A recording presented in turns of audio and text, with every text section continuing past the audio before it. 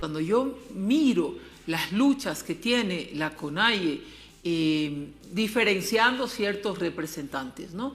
Y los postulados que promulga siempre Leonidas Issa, yo digo, bueno, sí, con Leonidas Issa se puede ir a un diálogo. Ojo, nunca nos hemos sentado a dialogar, pero no descarto que lo podamos hacer y articular un trabajo en conjunto con una visión de país única, porque tenemos más coincidencias, ¿no? El empleo, la salud, la educación, la infraestructura, la inversión pública, todo eso son coincidencias que tenemos. De alguna manera podría tal vez fortalecer, digamos, a la Revolución Ciudadana con miras al 2025 el tener a Leonidas Issa.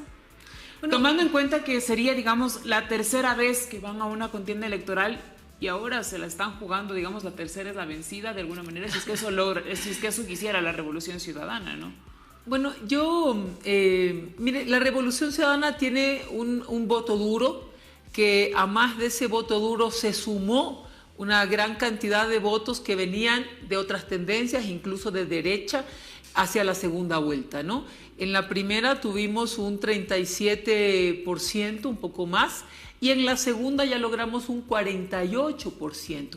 Es decir, se suma al proyecto de la Revolución Ciudadana incluso segmentos de centro y centro derecha, y creo que debemos consolidar también la izquierda. Más allá de pensar en cuántos votos me faltan o no, creo que hay que pensar en cuál es el país que queremos, y son las coincidencias las que nos deben llevar a unirnos. Yo siempre digo, es decir, en estos momentos, a través de lo que yo escucho en estos momentos, definitivamente sí podría haber una alianza de parte de la Revolución Ciudadana, o ustedes van a manejarlo como lo hicieron en las anteriores elecciones con militantes de la Revolución Ciudadana de cara a las elecciones, o es una alianza lo que se va a configurar. No hemos discutido esto todavía, pero sí estamos abiertos al diálogo. O sea, eso sí, como movimiento Revolución Ciudadana, nosotros estamos abiertos al diálogo, a tener candidatos invitados o a hacer alianzas de manera estratégica, ¿no?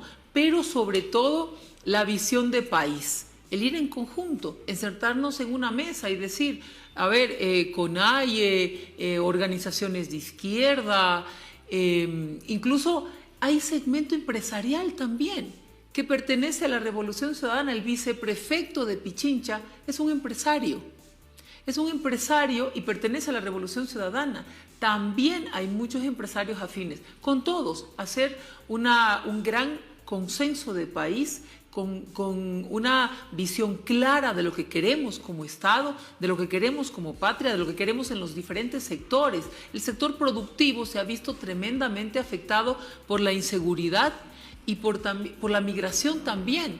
Hay segmentos en la Sierra Centro, en Ambato, se están quedando sin mano de obra en algunas empresas porque la gente está migrando. Entonces sí debemos ir a recomponer el Estado mediante un diálogo muy transparente, abierto, no tras bastidores, sino que sea conocido por los ciudadanos, ¿no?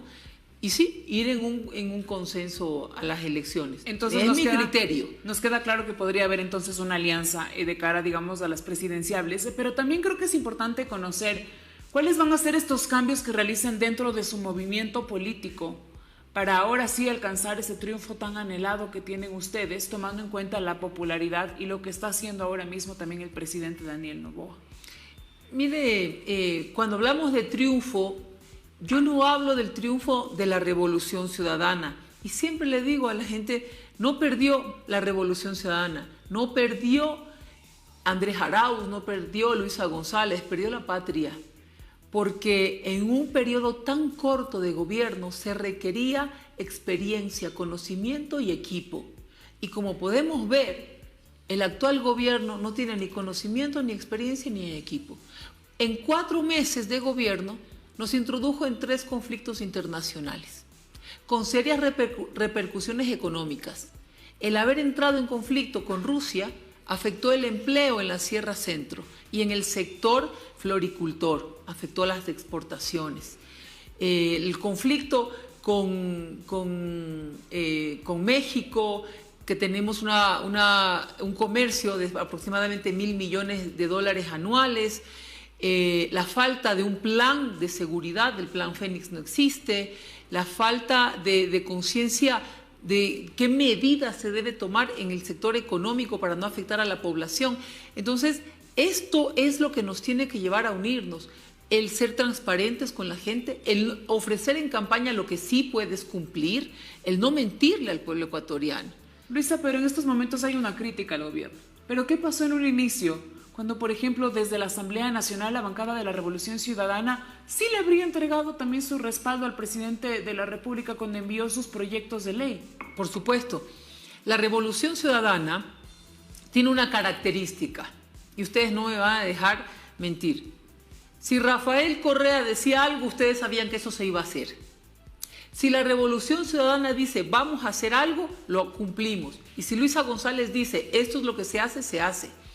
Nosotros, el día que ganó las elecciones presidenciales Daniel Noboa, yo salí públicamente y dije que lo iba a llamar por teléfono y que le ponía a disposición de su gobierno, de Daniel Noboa, toda nuestra bancada, todos nuestros compañeros en la Asamblea Nacional para lo que él requiera para sacar adelante el país. Y esto lo hicimos en un acto de desprendimiento político y poniéndonos la camiseta de la patria, ¿no? Y empezamos, a ver, ¿qué necesitas? Vamos a ayudarte a fortalecer la seguridad, reactivar la economía, vamos. Y dimos nuestros votos, hicimos observaciones a los proyectos de ley que él presentó, se acogieron nuestras observaciones y dimos nuestros votos, de cara a que él tome medidas para sacar adelante el Ecuador.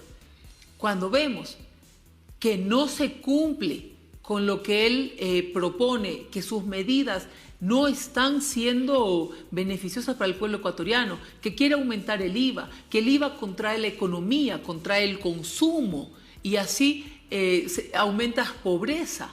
Cuando aumentas pobreza, aumentas delincuencia, aumentas migración, aumentas desempleo.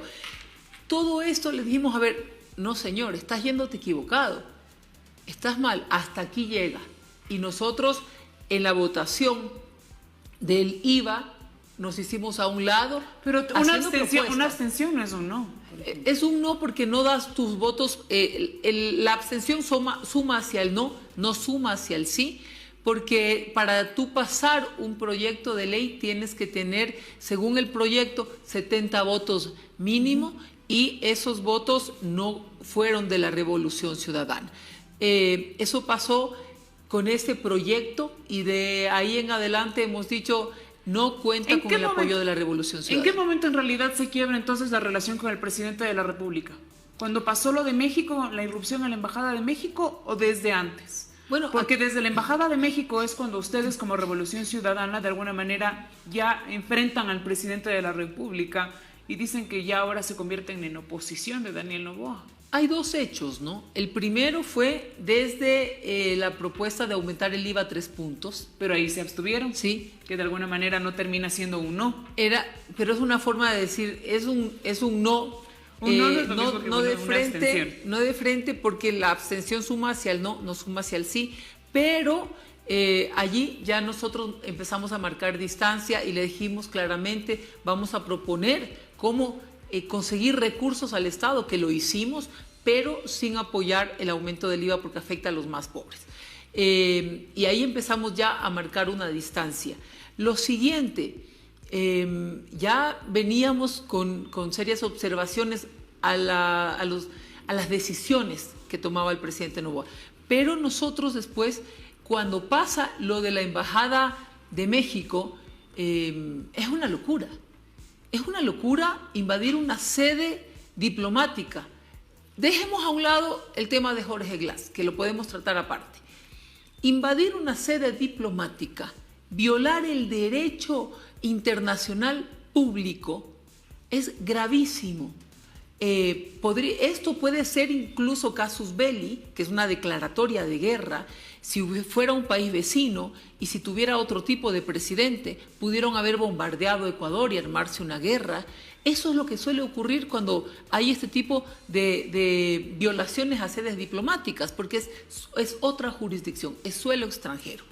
Luego, esto puede traer consecuencias internacionales. Estamos a puertas de que se pronuncie la Corte si no me equivoco es hoy, ¿no? Hoy miércoles habrá un pronunciamiento respecto a lo que pasó con México. No recuerdo bien si es hoy o el 30, la Corte Judicial, la Corte de Justicia Internacional se tiene que pronunciar también, pero esto afecta un país que necesita paz, estabilidad, empleo. Esto afecta en los ámbitos económicos, sociales, los jóvenes que no pueden acceder a su visa para poder viajar a estudiar, que no pueden venir, los migrantes que requieren apoyo en México, etc. Hay una gran afectación internacional. Pero esto, ¿por qué no se pide que, por ejemplo, venga el señor Hernán Luque Lecaro? Pieza fundamental en el caso Encuentro.